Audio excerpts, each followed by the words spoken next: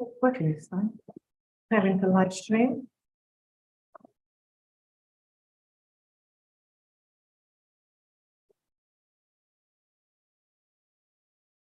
Yeah.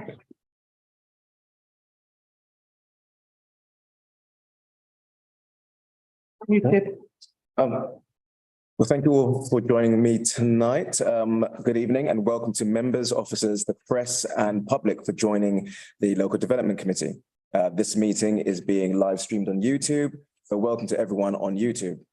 To minimize travel and maintain social distancing, most officers are joining this evening's meeting via Zoom.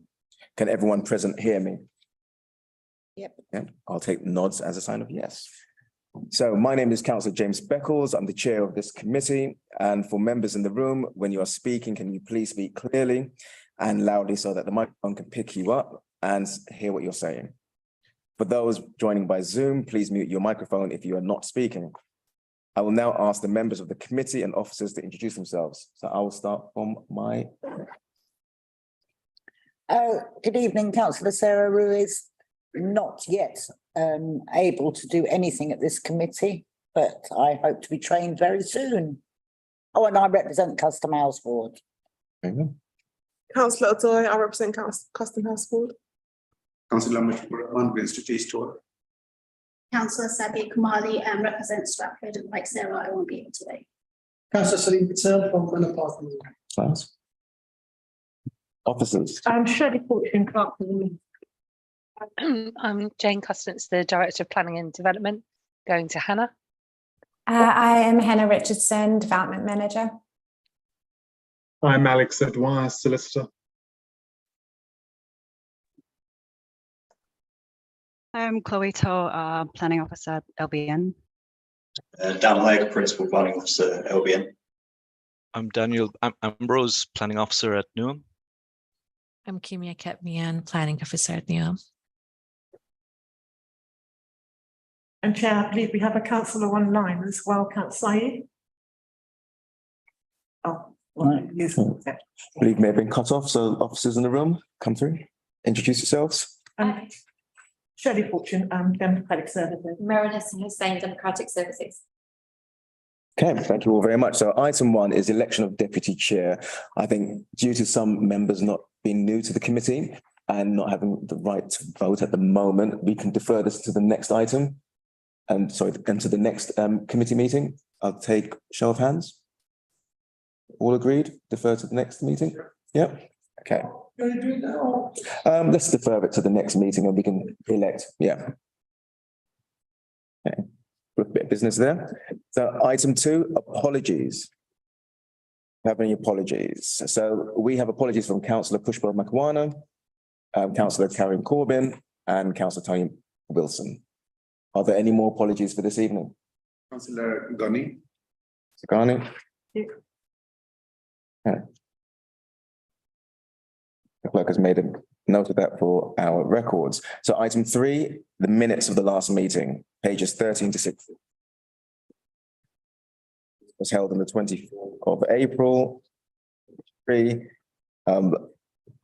those in the room who were present, accurate record of what happened.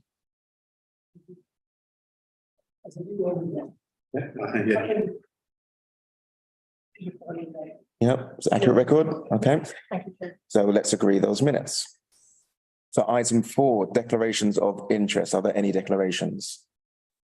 As chair, I'll say that as a councillor for Custom House, 3 of the items tonight relate to Custom House, but I am approaching this committee meeting with an open, clear mind and will make the best possible decision in a reasonable fashion.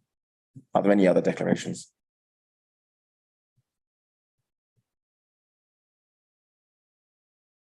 Okay, no other declarations. Item 5, determining planning applications. Members are asked to note the advice from the head of legal services on determining planning applications. Is that noted?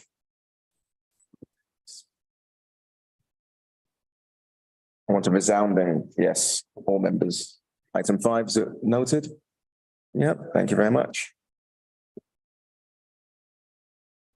Item 6, announcements by the chair. I have no announcements. Other than, please note the committee has received no requests to address the committee.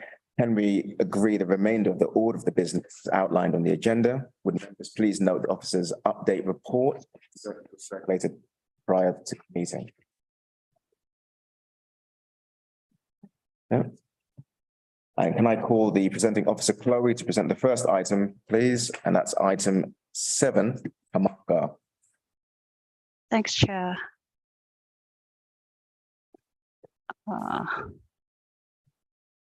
Can everyone confirm if they can see my screen? Yes. Okay, thank you. Item 7 relates to Hamara Ga at Upton Park. A committee update has been circulated in relation to LBN Transportation Office's comments stating that they have no objections to the proposal. This consultation response has not altered the officer recommendation as outlined in the agenda report. The item relates to an application which would ordinarily be considered under delegated authority of officers. However, because the application has been submitted by the council as the applicant, it is needed to be presented to and considered at committee instead. The application site is located on the western side of Green Street and comprises a 10-story building with residential use on the upper floors and community use on the ground floor and first floor. The site lies within strategic site S27, Queen's Market. The area is characterized by a mix of commercial and residential uses, with Queen's Market located to the north of the site. The site is not listed and not located within a conservation area. The application seeks external wall insulation cladding and window replacement works.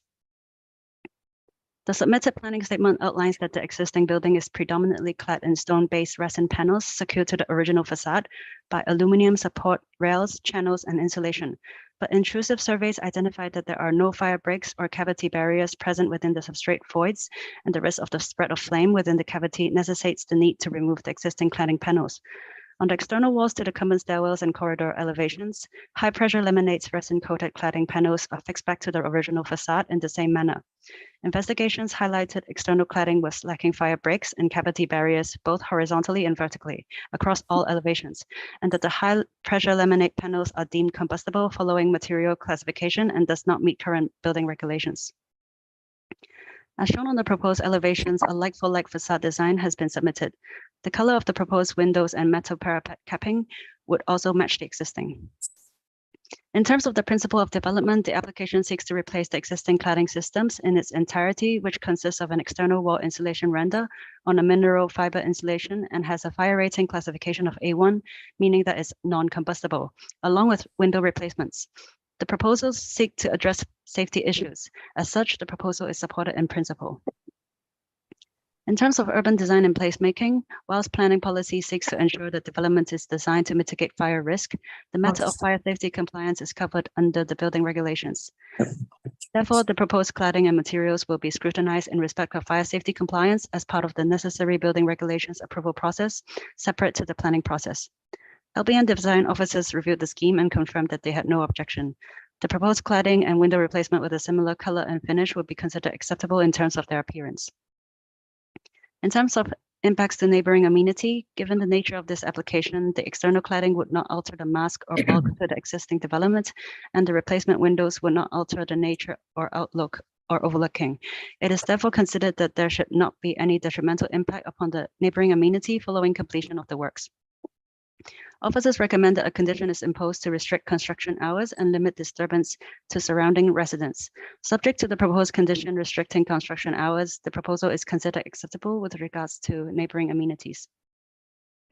In terms of other considerations, the application is outside the scope of the Epping Forest Mitigation Strategy. With respect to the above matters, the proposed development is supported.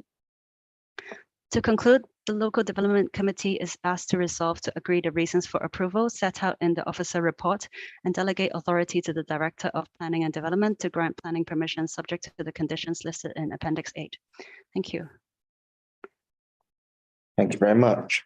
Can I ask if there's anyone representing the applicant here tonight who may wish to add anything extra to this item? No? Lynn Ware from LBN Capital Program is here at the meeting. I'm not sure if Lynn, you want to. Good evening, Planning Committee. My name's Lynn Ware. I'm the project manager for Hamara Gar refurbishment and improvement plan. The hours of work will be constricted for the whole project, including the EWI and windows, between 9 and 5, to give the residents plenty of chance to get up and go about their daily business. As this is sheltered accommodation, we will be facilitating every request of the residents should they be in need of us not working in a certain point of the building at some time. This will be done through a main contractor whilst we're carrying out the works for kitchens and bathrooms, etc. Okay, thank you very much. Are there any questions from members of the committee on this item? I just have a question around the hours of construction. As we know, no matter what we try to do, sometimes construction can be quite loud. It's never a quiet process. Will there be a contact number or some sort of site manager on site in terms of on the hoarding information so that any residents or other neighbours can contact the council or the contractor if they have any concerns about the level of noise, dust or anything else? There will be clear signage on the outside of the building, and within the building we will have the site manager and also 2 resident liaison officers working for the contractor. So there will be clear lines of communication should there be any issue arise. Okay. And in terms of updating, say, local residents, not just those who are living on site, was there a distribution zone, or how far or how wide have you contacted people? Because it is quite a large building and I imagine people will see it and probably not know what's happening. Yeah, sorry. A site notice has been erected when the application has been validated. So people who usually attend the site or pass by that area should be able to see the site notice. We've also carried out neighboring properties consultation. But I think Lynn also did some consultation before they submitted the application. Yes, indeed. We did contact the local area and businesses, and when this is part of the whole package of the internal and external refurbishment and modernisation of Hamaragar. The main contractor will also be engaging the local community and businesses, but until we have the tender approved at Cabinet, which I believe will be going to Cabinet in September for the award of the contract, we're unable to say even who the contractor is at the moment because we're still going through the process. Okay, so once the contractor and one has been picked by Cabinet, everything that you've said in terms of information, resident liaison officers, they'll all be provided, and that's within the conditions? Yes, indeed, Chair. Okay, thank you very much. Are there any questions from members? No? So to those who joined slightly later, if you are new to the committee, I'm afraid that you can't participate, nor can vote. So only those who have done the training and who've attended committee in the past can vote. So now I will move to the recommendations. So we have the first recommendation, which is agree the reasons for approval as set out in the committee report. Can we agree, a show of hands to agree that? Thank you, Chair. And number 2, delegate authority to the Director of Planning and Development to grant planning permission subject to the conditions listed in Appendix 8 of the committee report. All those in favour, show of hands. Yeah. So that is, is anyone against? No? And no abstentions, so I declare that approved.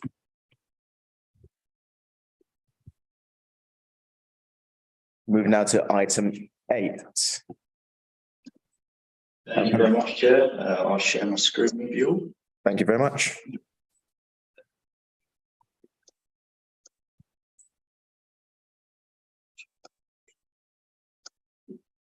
Is everyone able to see the presentation? Yes. Yes. That's great. So item 8 relates to the John F. Kennedy Academy's Beckton campus, located on Tollgate Road in West Beckton. For clarity, this item relates to an application which would ordinarily be considered under the delegated authority of officers. However, as the application has been submitted by the London Borough of Newham, it's needed to be presented and considered at committee instead, in line with the council's scheme of delegation. Slide 2 shows the location of the site edged in red and a recent aerial photograph. The site is located in a largely residential area bounded by Shearwater Road to the north and east, and Sullivan Avenue to the west. Residential properties are also located adjacent to the site on Tollgate Road. The application in question seeks the time-limited planning consent to erect a standalone single-storey modular building within the southeastern corner of the school grounds, whilst internal improvements are undertaken to the main school building. Slide 4 shows the school site from Tollgate Road, and slide 5 shows the proposed location of the modular building within the school grounds. Slide 6 provides proposed elevation drawings of the proposal, whilst slide 7 provides a layout plan of the proposed building. Use of the site for educational purposes is well established. The current development plan is supportive of providing additional educational and community facilities to ensure the current and future needs of the borough are met. The proposal would create additional floor space on a temporary basis for staff and administrative purposes, whilst internal improvement works to the main school building to facilitate additional and improved SEN provision takes place. Short term, the temporary building would allow the day-to-day functions of the school to continue with limited disruption whilst internal works are carried out. There is an area of designated green space located towards the frontage of the site. However, this would be retained and unaffected by the development. As such, the principle of development is considered acceptable, subject to compliance with other material planning considerations. With regards to urban design, the temporary building would be constructed in materials commonly used in the composition of modular structures, and whilst the finish would not be of the highest design quality, it would appear in keeping with the buildings which already exist on site and would not have an adverse impact upon the appearance of the street scene or wider area. The single-storey nature of the proposed building will respect the scale of the existing built form of the site and would not appear prominent within the context of the existing site or surrounding area. As such, the design of the proposal is supported. With regards to neighbouring amenity, the proposal would consist of a single storey and would be separated from adjacent residential properties by a minimum of 30 metres. The scale of the building and separation distance would be sufficient to ensure no adverse overshadowing or loss of light would affect neighbouring occupiers. Although window and door openings would be installed within the eastern and southern elevations of the building, the aforementioned separation distances to residential properties would ensure no adverse privacy concerns would be raised by officers. The proposed building would only be used during established teaching hours and would not generate inappropriate levels of noise within this residential area. To ensure construction noise, or in this case, delivery and removal of the structure, does not occur during antisocial hours, a condition restricting hours of construction has been secured. Based on this, the proposal is supported with regards to the impact on neighbouring amenity. In relation to transport, the proposal will not result in an increase in pupils or staff accommodated by the school, and therefore there would be no uplift in vehicle movements to the site. The existing car park and cycle storage provision would be retained, and the nature of this proposal would not necessitate any additional provision. The modular building would be delivered via crane using the existing access arrangements from Tollgate Road, and it's not anticipated to have any implications to the safe operation of the local highway network. As such, the proposal is supported in relation to transportation matters.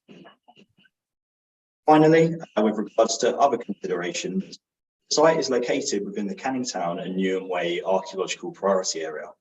However, given no below ground excavations would be required, no harm would be caused to any potential archaeological assets below ground. With regards to flood risk, whilst the site is located within flood zones 2 and 3, the existing drainage provision is considered to have sufficient capacity to accommodate any additional runoff from the temporary building. Furthermore, as no permanent foundations are required, the proposal would not exacerbate the localised risk of flooding. The application site falls outside the scope of the Epping Forest mitigation strategy, and therefore no planning conditions or financial contributions have been sought. Therefore, the proposal is supported with regards to all other matters.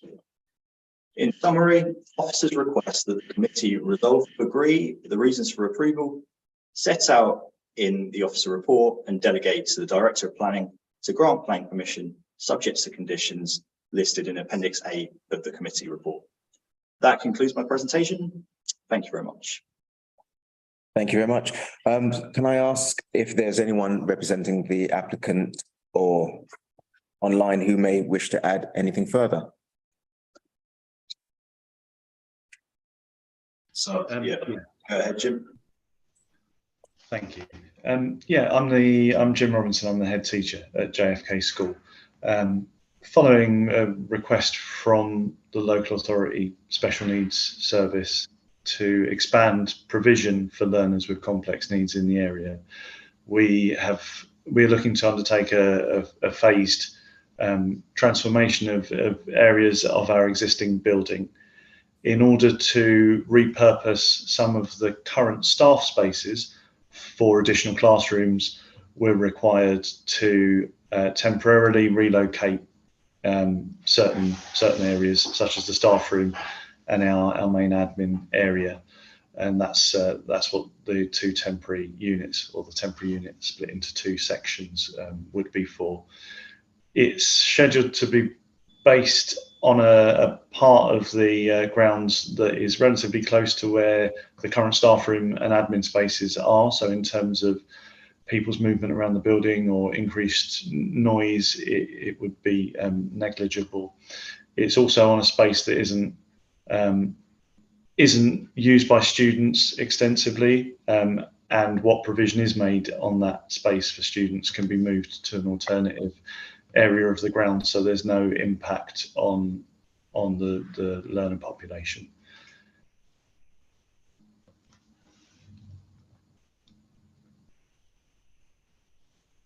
Is there anything further? No, that's it. Thank you. Okay, thank you. Committee, any questions? Can I ask a question? Yeah. I know you talked. No, as a new member, I'm afraid you can't ask a question. That's the existing member to ask it for you. Pollution. What's the impact of the pollution? Thinking that we have classes, schools, classroom around that place. Okay, so in light of the fact that there are going to be classrooms nearby, what is the impact of pollution of this construction works? So, sorry, was that with regards to noise pollution or air pollution? Both. Both.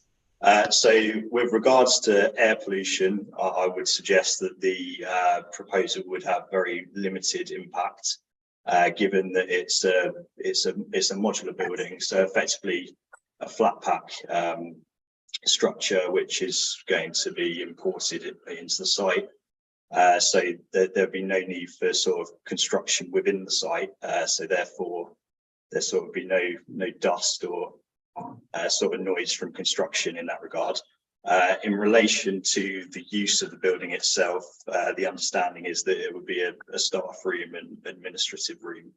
And it would be operational at the same time as of a standard school day. So given it would be used ancillary to the existing school building, the levels of noise that would be produced wouldn't be excessive, and it wouldn't be used antisocially for any other reason.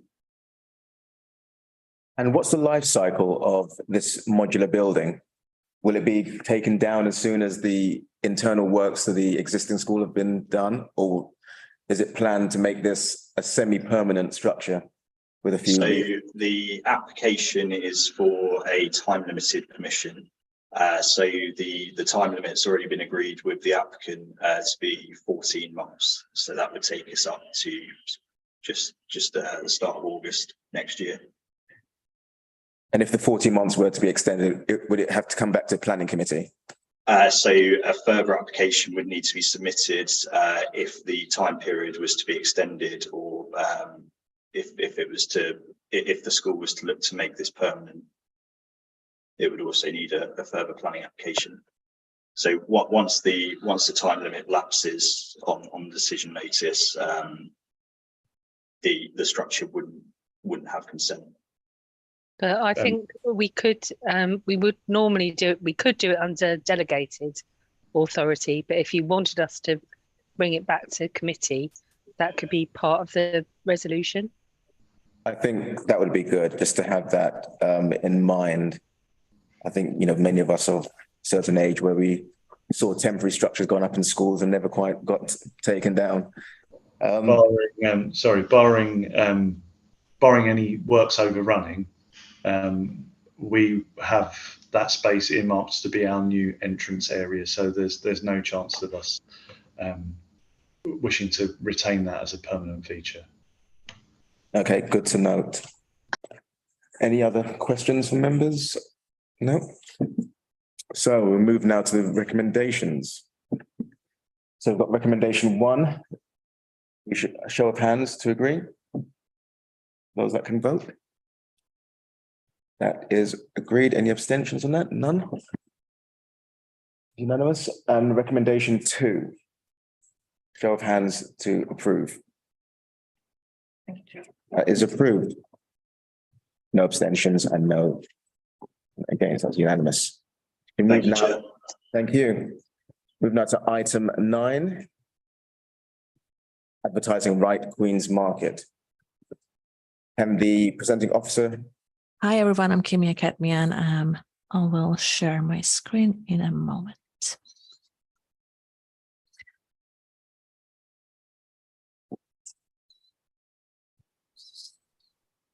Can I ask if everyone can see my screen? Yes. Amazing. I'm Kimia Ketmian and will be presenting item 9. The item relates to an application which would ordinarily be considered under the delegated authority of officers. However, because the application has been submitted by the council as the applicant, it is needed to be presented to and considered at committee instead. The site is located in Queen's Market, and as you can see, there are 2 applications in this item that we have decided it was the best approach to consider them together, which I will explain the reason shortly. Application site is located to the west of Green Street. The site constraints are primary shopping area, strategic sign, primary shopping frontage, town center, which is Green Street district. The application site is also at close proximity to Upton Park Tube Station. The surrounding area is predominantly characterized by commercial units with numerous shops and town center uses, some with residential uses above. You can see the site photographs in this slide. You can see the canopies, which are facing Green Street from different angles. And on the left top picture, you can see the rear signage site. So as I said, there are 2 applications. First application for planning permission for the existing 2 large canopies at the main Green Street entrance to the market are proposed to be replaced with 2 new canopies with integrated illuminated signage and lighting on these canopy structures. The other application is for advertisement consent to the rear of the market adjacent to the intersection of Tolpadel Avenue and Rochester Avenue is proposed to be located a sign to better celebrate and uplift the market's presence and entrance at this site. As part of the advertisement would be located on the proposed canopy, we decided it is the best approach to present these items in one. The proposal are part of the regeneration for public realm of Queen's Markets. Previous applications such as change of use from betting shops to art studios, and construction of two-story workspace on car parks have been presented to committee. Today, we are covering the areas that are marked in red dashed line. As you can see, the canopy side, which is facing Green Street, and the rear signage site. With regards of principle of development, the canopies and market signage would deliver a more distinctive and legible welcoming entrance for the market, whilst providing valuable shelter to stall holders and customers, helping to improve the Queen's Market role in bringing the community together. The proposal, which seeks to enhance and celebrate the special character and heritage of Queen's Market and the area, whilst improving the functionality of the market, is supported in principle. Therefore, the principle of development is supported. On this slide, you can see the design of the proposed canopies, which are facing the Green Street. And you can see the proposed signage as well. The lettering would read Queen's Market, which will be illuminated, and also 1904. The proposed canopies, whilst replicating the arched form of the existing structures, will be larger in scale than those currently in situ on site. The materials have been chosen to reflect the character and identity of Queen's Market, whilst being innovative, robust, and easy to maintain. The canopies will consist of Siberian large glulam structure with all timber elements treated against fire and infestation. The roof is to be formed of galvanized corrugated steel with clear PVC to allow for light to come through. This is the rear elevation of the canopies, and the proposed rear signage consisting of the lettering Queen's Market, which is much more modest in size and scale proportionate to the entrance. The signage will be made of powder coated steel, and the color will be orange with outer edging in red. The sign will be non-illuminated. In regards to urban design and placemaking, the proposed canopies and signage would constitute suitably high quality and distinctive improvements on the existing structures, which will assist in enhancing the legibility and prominence of Queen's Market within the public realm. A condition was also recommended by London Borough of Newham design team, who had concerns regarding the PVC material of the roof, and recommended a cleaning strategy would help to keep those PVC in their best form. Therefore, a pre-commencement condition is recommended to ensure maintenance strategy. Therefore, the scheme is supported with regards to design. Regarding impacts to neighboring amenity, the nearest residential occupiers are located on the eastern side of Green Street, which would be facing the canopies, and in the Hamaragar to the southwest. These properties would not be impacted significantly given the separation distances. The lighting and illumination of the structures and signage is considered appropriate and unlikely to result in any harmful impact on surrounding residential amenity. However, a condition with respect to illumination is recommended as a safeguard. As such, a proposal is supported in relation to impact to neighboring amenities, subject to compliance with the recommended condition. Regarding the advertisement consent, we have taken into consideration the public safety as well. The proposed signage is to be statically illuminated with no moving or changing images displayed. The proposed sign located to the rear of the market, as I said, will be non-illuminated. The signage would not compromise the safety of persons using the highway, nor would it obscure or hinder the ready interpretation of any traffic signs or railway signal. Also, they would not serve to hinder the operation of any device used for the purpose of security or surveillance or for measuring the speed of any vehicle. As such, the proposal is considered not to result in any undue harm to public safety. Finally, regarding other consideration, the site falls outside the Pink Forest strategic site. Therefore, with respect to the above matter, the proposed development is supported as detailed on page 67 of the committee report. We do have two recommendations for the application. Regarding the full application for planning permission, the local development committee is asked to resolve to agree the reasons for approval as set out in the committee report and delegate authority to the Director of Planning and Development to grant planning permission subject to the condition listed in Appendix 9 of the committee report.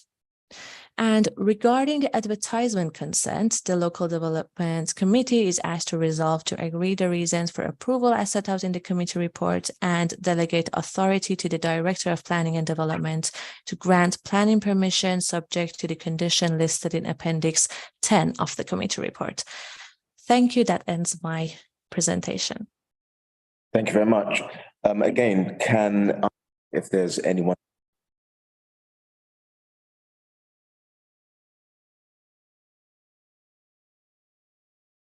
Excuse me, I don't think I can hear you.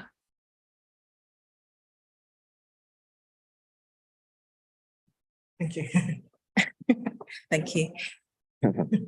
So I'm Nanai Ampoma. I'm from Arup. We are the agents for the application. The application was brought forward by the regeneration team at Newham.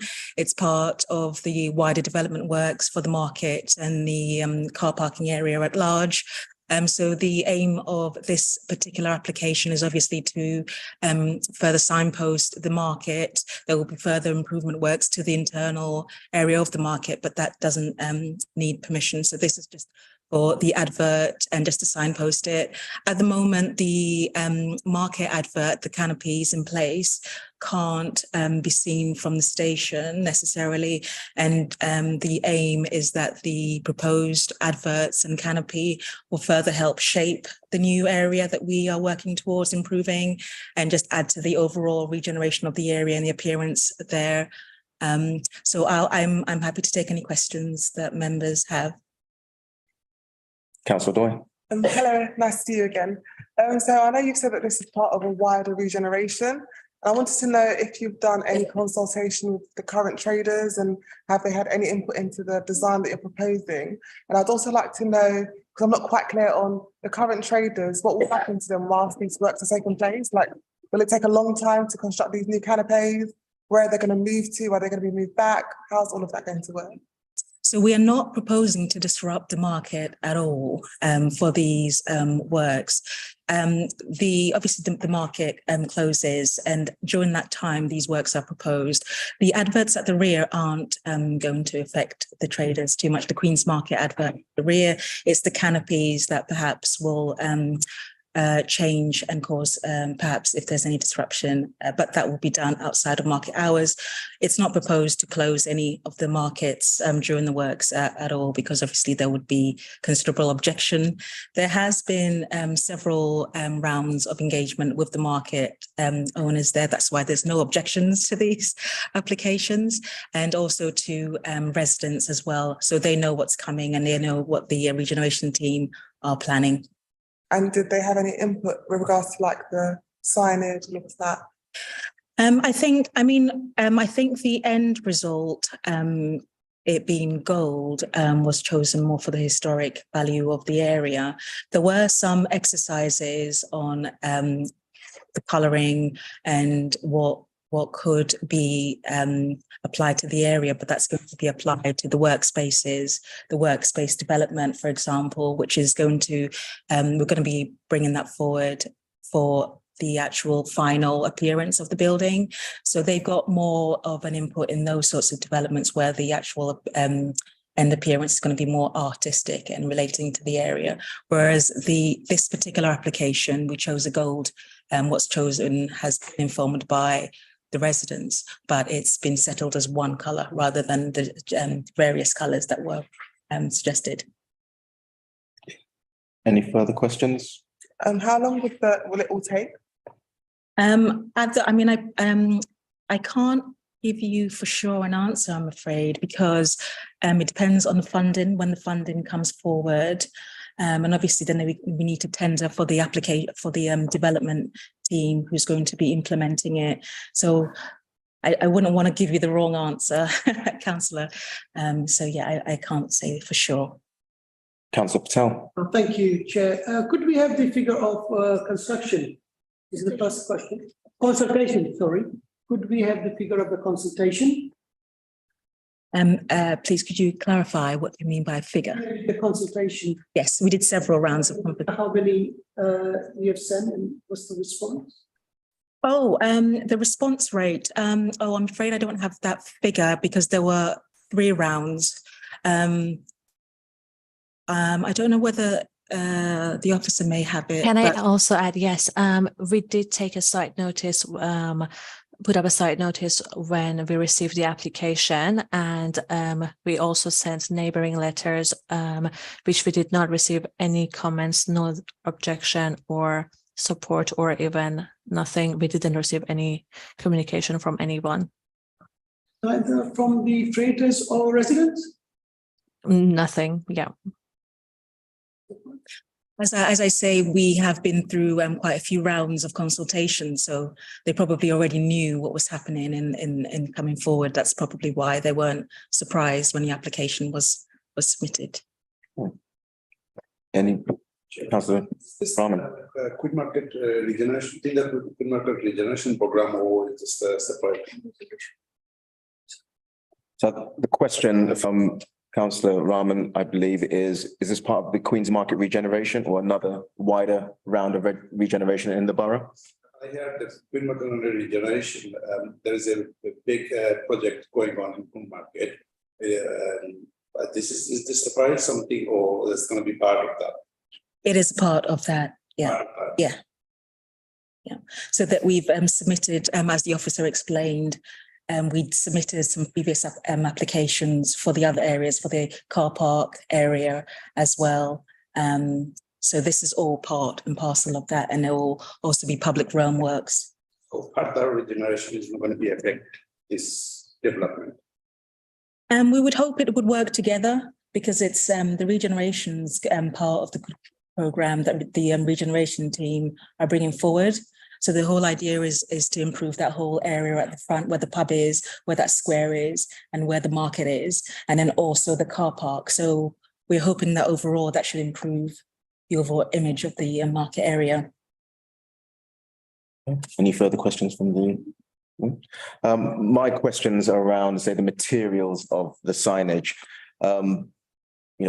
Wear, tear, things happen. How robust and what's the life cycle of the materials? So as the officer alluded to, there's a condition to secure the quality of the materials and their management going forward. So if the council was concerned that there was some issues in terms of the appearance consideration, they could use that condition to ask us to improve do the works to the maintenance of the area and the adverts. Okay, and that was part of my second question about that condition and the maintenance of it. When would it be activated? Is it every year, every 6 months, every 5 years? Well, that's what the submission for the condition would do. So what we need to do is have a look at that.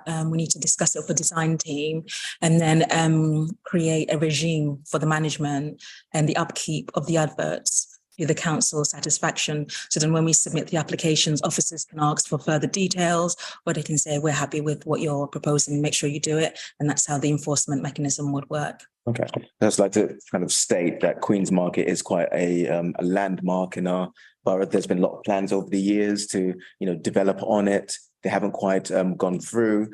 So reclaiming this part of our history, 1904 is a very long time, but it's to make it, appealing. Hopefully people will be coming to that part of the area.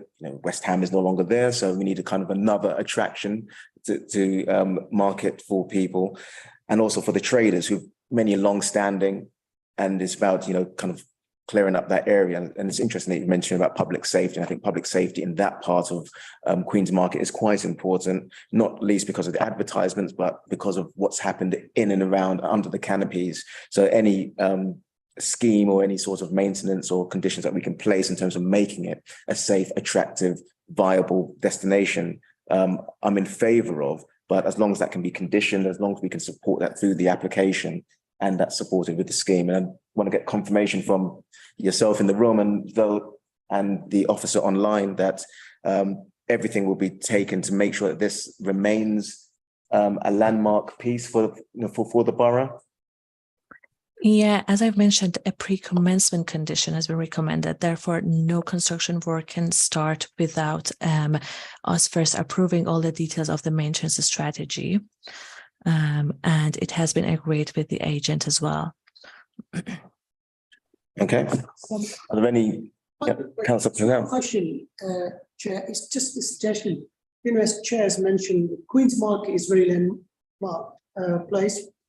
Not only from the residents from surrounding borough come, as you know, the Upton Park station is very close. You know, what I suggest, can you put some sort of advertising of what we're doing regards to the regeneration? I know it's nothing to do with planning, but I think our residents and the users of Queen Market should know that what we are changing, what we are investing in, and how the market is going to look. That will be very good impact on our residents. And, you know, I think if you involve the local councils there as well, that will be very good to our residents, at least our residents and the user of the Queen's Market should know what work is taking place and how the canopy will change. Yeah, I mean, that's something I can take away.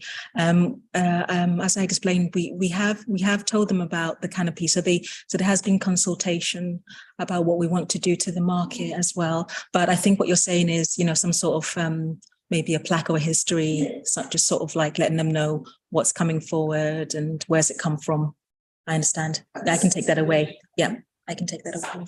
Thank you, Chair. No, you're welcome.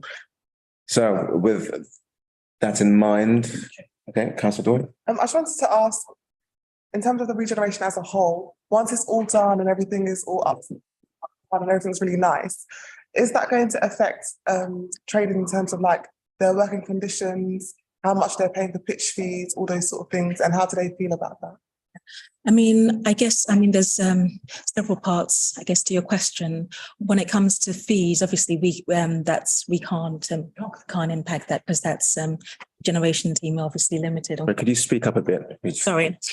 So in terms of the fees to the market traders, obviously the regeneration team don't have the power to change that because it's a different mechanism. They don't employ the traders. There's a different mechanism. So, but our hope is that from the regeneration work and the other works coordinated in the area, the aim of the Good Growth project is to improve visitor footfalls and bringing in businesses and smaller businesses into the location.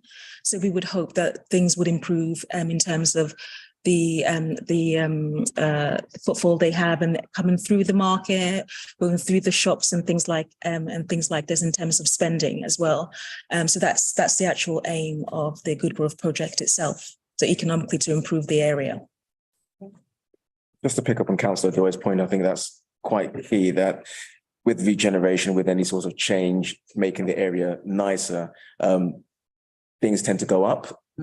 Market fees and stallholder fees tend to go up. The regeneration team, I'm sure they can work quite closely with, I don't know, it might be trading standards, or it could be the business team, the finance team within the council. They're only an email away, a floor away in any case. So could that be part of your thinking, that just talking about retaining those traders who've been there, maybe generations, if not longer, and also keeping, the fees slightly, stable? Yep, I can take that away and let the team know. Yeah. Thank you very much. Okay. So now we move to recommendations. So all those in favour of recommendation 1, please show your hands. So that is approved. And recommendation 2, delegating authority to Director of Planning and Development, show of hands. Thank you, Chair. Okay, the application is approved. There's no abstentions, no abstentions, and no one against. Thank you very much for your time. Thank you. Item 10, 5 to 9 Freemasons Road. Hi, I'll just share my screen.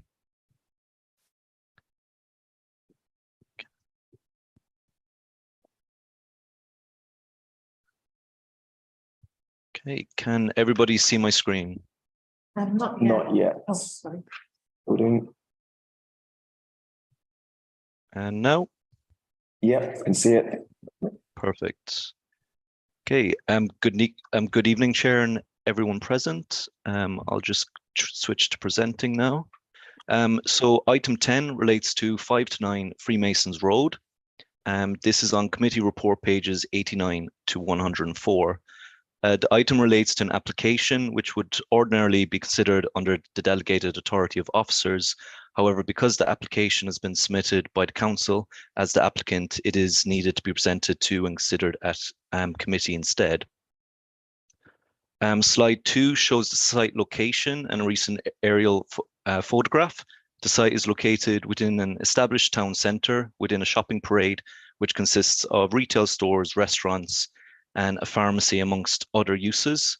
To the west and east are residential properties, and to the north of the shopping parade, to the north, the shopping parade continues, whilst to the south is Custom House DLR station. This is a photograph just showing the 3 commercial units which comprise of this application. The proposal, it seeks permission to install a new powder-coated aluminium glazed shop front at number 5 only, and installation of 2 air conditioning units to the rear elevation of number 7.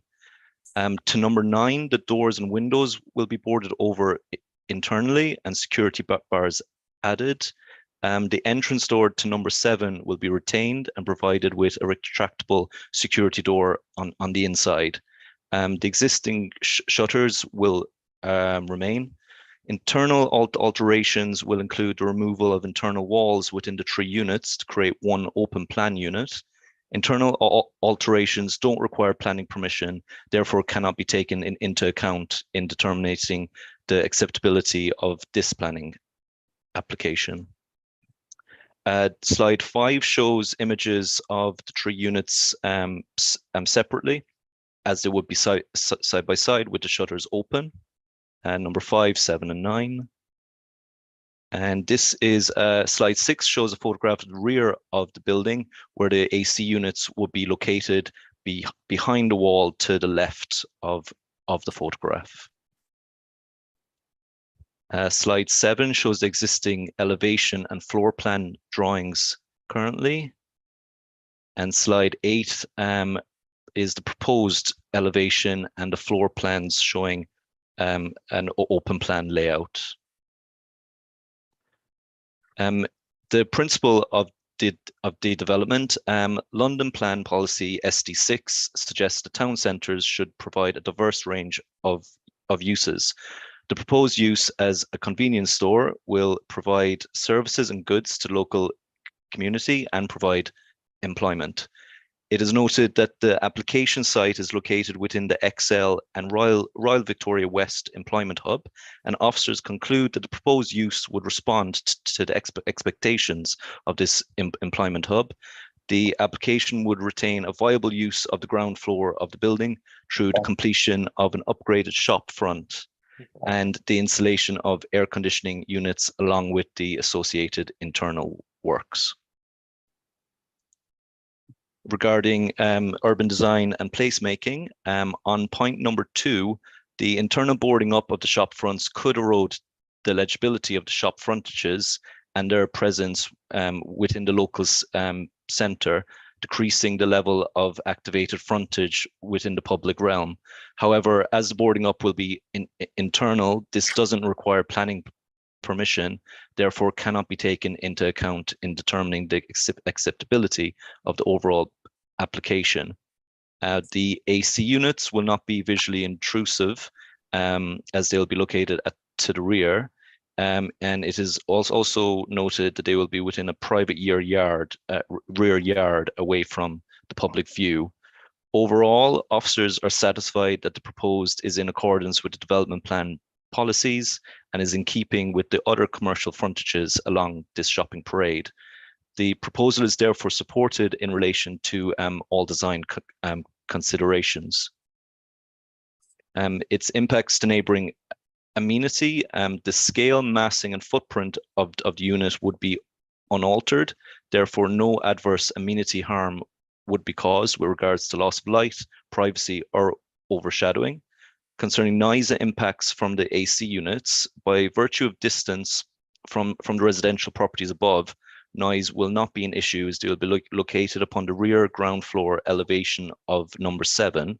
Number 7 extends to a considerable depth beyond the rear elevation of the main building, nearing the end of the site boundary, away from the flats above, whose rear elevation does not extend as far. The proposal is therefore supported with regards to neighbouring amenity. Other considerations, the assessment of flood risk, archaeology and habitat regulation can be found on page 95 within the committee report. Given the nature of the proposal, the application is supported with regards to all of these matters. To conclude, officers request that the Local Development Committee resolve to agree the reasons for approval set out in the officer report and delegate to the Director of Planning to grant planning permission subject to the conditions listed in Appendix 8. That concludes my presentation. Thank you. Thank you very much. Is there anyone online representing the applicant who has any further information to add? No? Okay, let's take questions from the floor. Questions? No? In terms of, I guess, the look of the shutters, I know they're quite limited about how they look, but the surrounding area, so in some cases, the shop fronts aren't very attractive. And is there a way to make it, and it's very hard to make, I guess, aluminium more attractive, but is there a way to make the shop front slightly more, eye-catching or appealing to light the area? The shutters when they're closed, is it? Yes. Yeah.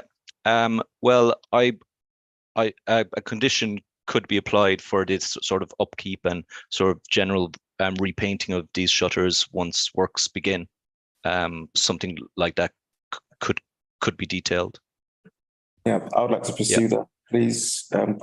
Sally, in terms of having that condition in there about maintaining the upkeep, making it look slightly nicer, it helps the look and feel. And those of us who are councillors there, we do hear a lot about the look and feel of the area, and especially from certain residents. Are there any questions, Councillor Doyle? Just due to my knowledge of the area, I know there's been some issues with like pipe work with neighbouring properties and just like odours in the area, like smells and things. So is there going to be any investigation into that and improving that alongside all of this improvement? It wasn't a consideration within this application, and I wasn't aware of such issues. So I wouldn't be able to give an answer on that, sadly. In terms of the impact on neighbouring amenity, you've in the report 94, it says there's no impact. Can you just tell me how you came to that assessment, or was it just policy compliant?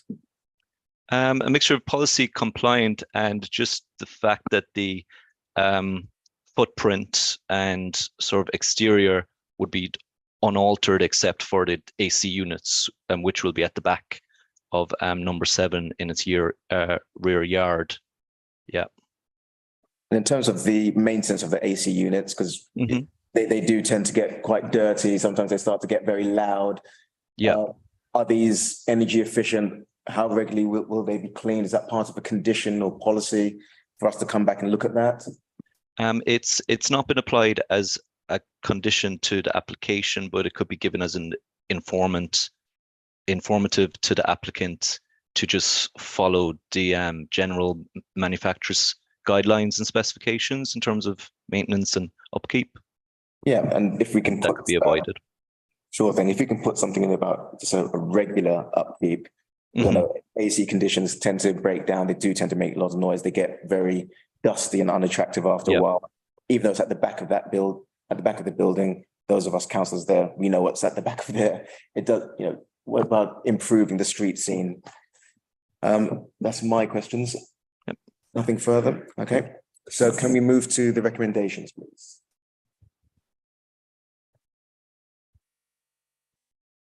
So those members who agreed to the first recommendation, please show of hands. That is agreed. There are no abstentions, no one against. And recommendation number 2, to delegate to the Director of Planning and Development. Chair, can I just add plus to the condition and the additional condition? Yes, please. Informative, that we don't. Yes. You want to just show of hands and additional informative? Very much. That is approved. And recommendation 2. Do we approve? Okay, so that is approved. There's no abstentions, no one against. That application is approved. Thank you very much. So, okay. And thank you very much, Councillor Ruiz. So now we move on to item 11, 29 Freemasons Road. Daniel, would you like to present? Yeah, we'll just load that up. Can everybody see item 11 on their screen now? Not yet, still item 10. Still item 10. I think you need to change it to the presenter mode. Just make sure you click on the presenter mode.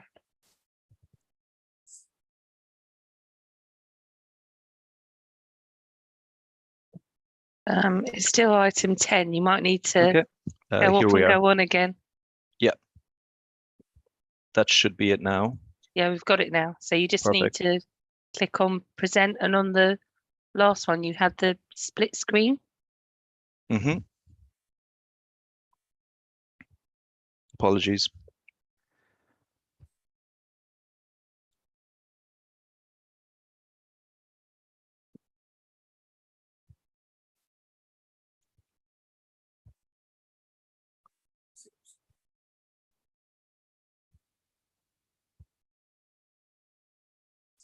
Okay, that should be it now. Can everybody see item 11 on their screen? Yep. We can. Yeah, perfect. Okay, IT issues. Okay, thank you, Chair. Item 11 relates to 2 vacant Class E units at 29 and 31 Freemasons Road. The item relates to an application which would ordinarily be considered under the delegated authority of officers. However, because the application has been submitted by the council as the applicant, it is needed to be presented to and considered at committee instead. Slide 2 shows the site location and a recent aerial photograph. The site is located within an established town centre within a shopping parade, which consists of retail stores, restaurants, a pharmacy, amongst other uses. To the north and west are residential properties, and to the east lies a GP surgery, whilst to the south is Custom House DLR station. This is a photograph showing the 2 commercial units side by side. And the application in question seeks permission to install new powder-coated aluminium glazed shop fronts and security roller shutters to both existing shop premises. Slide 5 provides existing and proposed elevation drawings showing a new matching shop front designed to both units with roller shutters set behind each main shop front sign. In terms of the principle of the development, London Plan Policy ST6 suggests the town centres should provide a diverse range of uses. Once an occupier is found, it will provide services and goods to the local community and provide employment. It is noted also that this application site is located within the XL and Royal Victoria West Employment Hub, and officers conclude that the proposed use would respond to the expectations of this employment hub. The application will retain a viable use on the ground floor of the building, which would provide employment. In terms of urban design and placemaking, Newham Local Plan Policy SP3 goes on to advise that new proposals should take into account the specific attributes of the site and should seek to reinforce or create positive local distinctiveness while securing integration and coherence within the local context. Officers are satisfied that the proposed is in keeping with the other commercial shop frontages along this shopping parade. The proposal is therefore supported in relation to design considerations. Impacts to neighbouring amenity, the scale, massing, and footprint of the unit would be unaltered. Therefore, no adverse amenity harm would be caused with regards to loss of light, privacy, or overshadowing. The proposal is therefore supported with regards to neighbouring amenity. The assessment of flood risk, archaeology, and habitat regulation can be found on pages 110 to 111 within the committee report. Given the nature of the proposal, the application is supported with regards to all of these above matters. And to conclude, officers request that the Local Development Committee resolve to agree the reasons for approval set out in the officers' report and delegate to the Director of Planning to grant planning permission subject to the conditions listed in Appendix 8. This concludes my presentation. Thank you. Thank you very much. And is there anyone representing the applicant online who can add anything further? No? Okay. Questions from the floor? I just wanted to ask, maybe I'm not fully aware of the whole project. Is it just the shutters that are being upgraded, or is it the rest of the shops? Because you've spoken about using the property and generating jobs and all of that sort of thing. So is it just the shutters, or is there further improvement? It's the shop front itself and the shutters, and there'll be some slight internal upgrading and renovation works just to make it ready for a new occupier. Thank you. Yeah. And similar question from me from the last item about the shop front and making sure that it stays, I guess, eye-catching or appealing, deters unwanted people from, creating ASB. Is there anything that can be done in terms of the coating or the color, the shading that just kind of enlivens the area? In terms of color and shading, I believe it'll be a light gray to begin with. In terms of that's just the manufacturer standard which they're proposing to fit. And in regards if that color will be kept or going forward, or if it prevents antisocial behavior in terms of graffiti and such, I'm not aware of that level of detail to what is going to be installed. Yeah. Okay. Yep. Is there something that we can put in there about, I don't know, some kind of coating for it stops spray painting or keeping it well maintained? I'm not quite sure, but I could look into that. We could put a condition on asking for details of the finish, and for it to be anti graffiti paint, and just like the other one, ask for a sort of maintenance regime. Okay, that'd be good, because there is quite a large footfall in that area, especially when Excel is hosting events. People either get the bus, they get off, they travel through the area, and just maintaining, I guess, an appealing streetscape would be an added benefit. Is there any further questions? Okay, so we'll move to the recommendations. I just want to ask also. Asadoy. Sorry, Chair.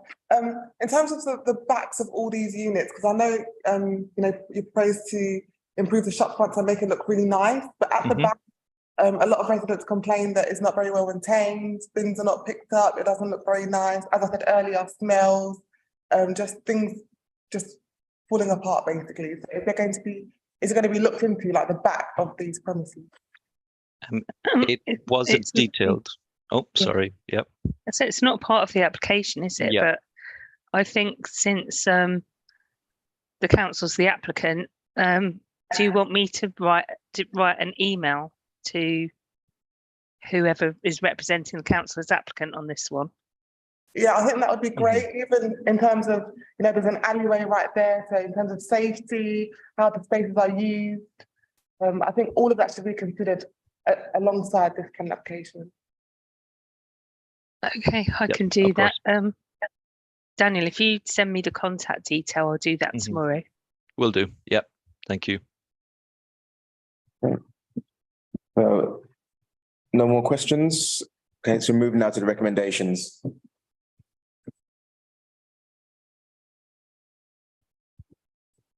Okay, all those who can see the recommendations, Number one is agree the reasons for approval as set out in the committee report and update. A show of hands for the first one. Okay, it's unanimous. And for, I think we had the condition there about looking into. You did. Yeah. Okay, so the condition is also agreed. And recommendation number two, delegate authority to the Director of Planning. Show of hands, that is unanimous again. That application is approved. Thank you, members, and thank you, officers. So move now to item 12, which is the date of the next meeting. June the 26th. That all agreed? Agreed. Okay. Well, on that note, thank you all very much for your attendance tonight. Thank you, officers, and